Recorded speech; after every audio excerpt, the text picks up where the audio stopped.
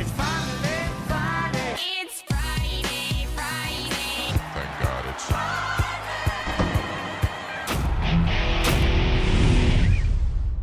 Welcome back to the Friday show presented by Woodbine. My name is Chelsea Hackbarth. I'm the news editor for the Paulick Report. This is my first Friday show, and it's an exciting one. We have the Queen's Plate coming up, and to help me out with that, we have resident Canadian racing expert Jennifer Morrison. She has spent 25 years as a public handicapper and has earned 3 Sovereign Awards riding for Canadian Thoroughbred. Welcome, Jennifer.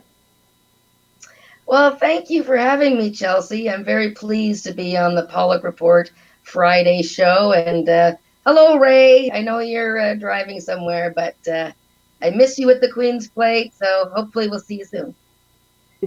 We're missing quite a few people at the Queen's Plate this year, and it's a little later than normal. Yes, well, just like everything else, right? Yeah, our Queen's Plate was supposed to be in June 27th, and it's now obviously September 12th. We will not have spectators. We will have some owners per horse. So we have 14 horses in the race. I believe it's 4 or 5 owners per horse. And then a few of us media types who will be kicking around. But it's pretty strict. It's been very strict since we started racing in June. Woodbine's done a great job. The horse people done a great job keeping a lid on things, and we're trucking on. It's I've been to the races once, Chelsea, and it's sure different. It's very quiet and lonely. But anyways, we got the Queen's Plate at home that everybody can join in on, and you're gonna show a little thing about that a bit later on. Absolutely. Well, tell me a little bit about the history of the Queen's Plate and why it's so important to Canadian racing. Well, I mean, we've heard the interviews before. Every Canadian person who's involved in horse racing wants to be in or win the Queen's Plate, go to the Queen's Plate.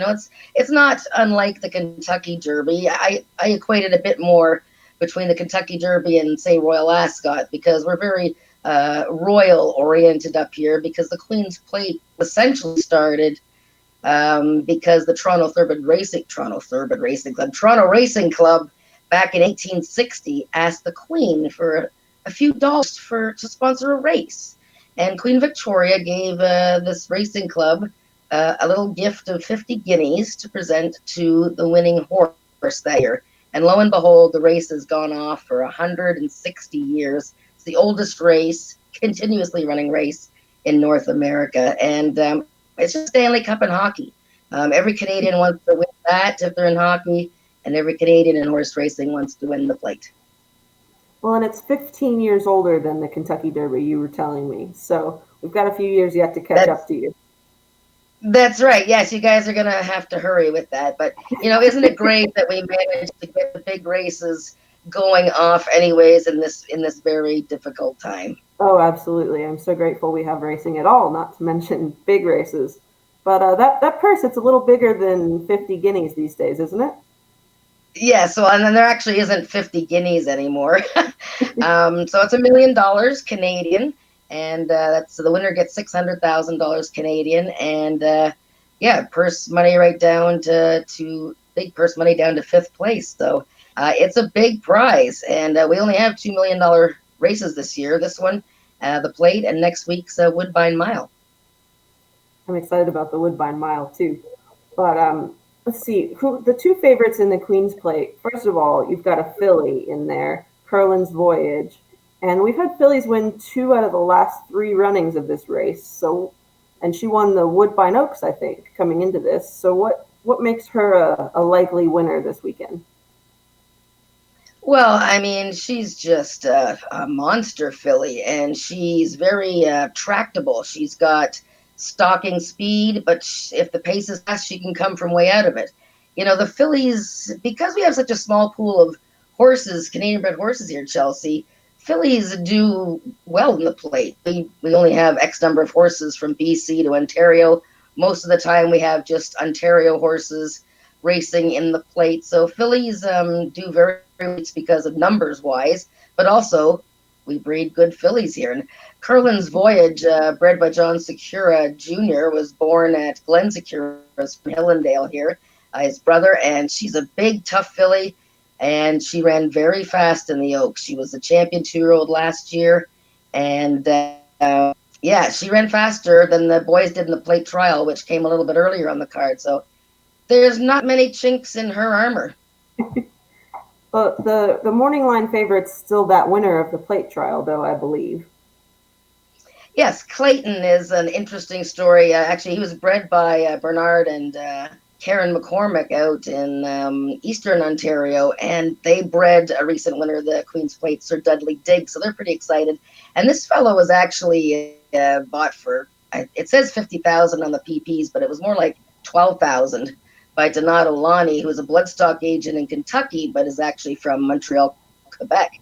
And this horse is very green, and he's run a few times. He won his only start as a 2-year-old by 6 lengths, very fast. He's got a lot of speed, but he's got a tremendous amount of stamina as well.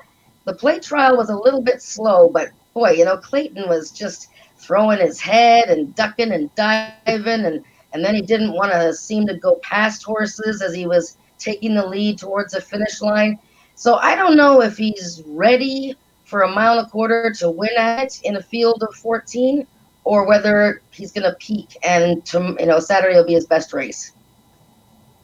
Fingers crossed for his connections. You were telling me a little bit about the Attard family and their history with Canadian racing. Let's dig into that. Yeah. They're sort of like, I sort of call them like the first family of horse racing since I've been around. And no, that wasn't when the Queen's Plate started in 1860. I actually was not there. I know people might think that. But anyways, the Attard family, he goes back several decades. We had Larry Attard, a jockey who rode around here, is now a trainer, and he won the Queen's Plate. But then we've had all kinds of brothers and uncles and sons.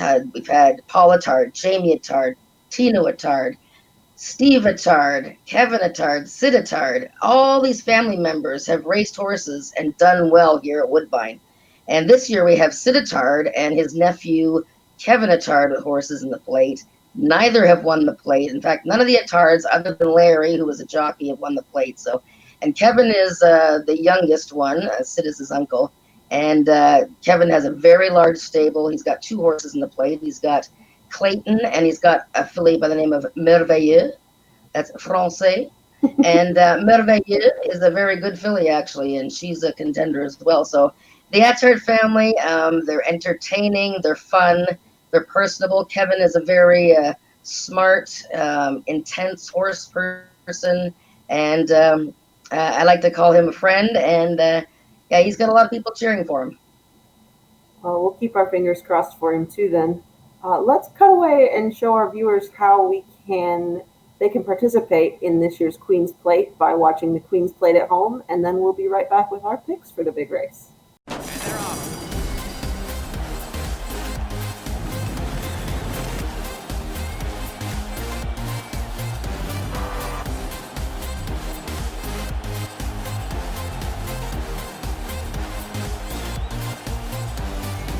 One bad boy.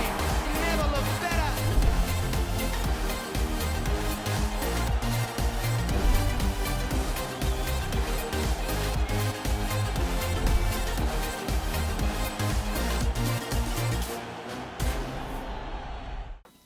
Welcome back to the Friday show.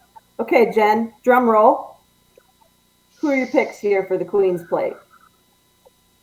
Well, I've gone with a horse that we actually haven't mentioned yet, and he's coming out of the plate trial. And while I'm not the biggest fan of the plate trial this year, just because it was a little bit slower than the Oaks, but I think Halo Again, trained by Steve Asmussen, just has the tools to win the race. He is a big colt, and he's beautifully bred. He cost $600,000. The Winchell family and Willis Horton own him. He came last year to win the Coronation Futurity, Chelsea, at 1.8 miles, and he dabbled a little bit this winter in Kentucky. I think they wanted to see if he was a Derby horse. This was obviously before the Derby was moved to September, but that didn't really work out. So he has been methodically placed in 2 races coming up to the plate by Steve Asmussen. Now, of course, Steve doesn't come here, but the horse is sent here to one of our top barns and run from here. And I like the way the horse runs. He's got a bit of a high, choppy stride, but he's got speed, and he doesn't quit. And I just think Halo again is he's going to be my pick.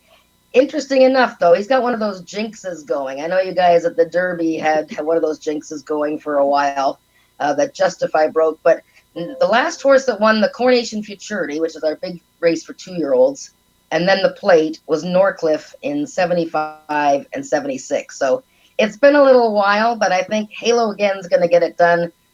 Jockey Luis Contreras. I also like Merveilleux, Carlens Voyage, and Clayton. Okay.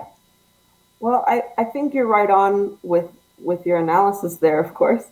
But I like, and I think Carlens Voyage is going to be really tough to beat. I can't justify playing her at the low odds she's going to go off at on plate day, for me personally anyway.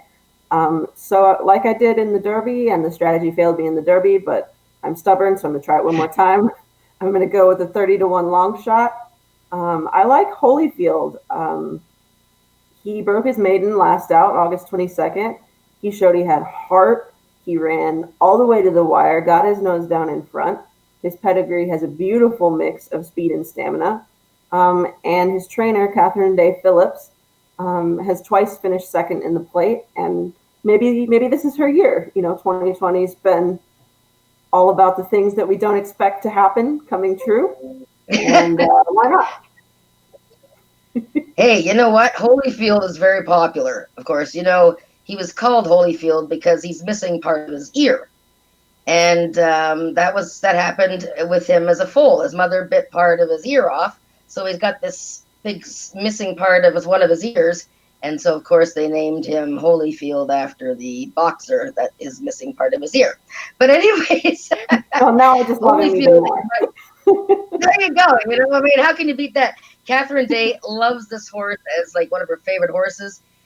She knows that he's improving. He's still green, but he's a trooper. And Catherine Day, her other horse in the race, Tecumseh's War, is my sort of crazy long shot. And I think both Holyfield and Tecumseh's War are both horses sitting on the edges at big odds that can get in there. Well, we'll hope for one of those long shots to come in, or at the very least for one of the Attard trainers to get that first training win in the Queen's Plate for their family. Thanks for joining us this week on the Friday show, and we hope to see you tomorrow on Queen's Plate at home. Thank you very much.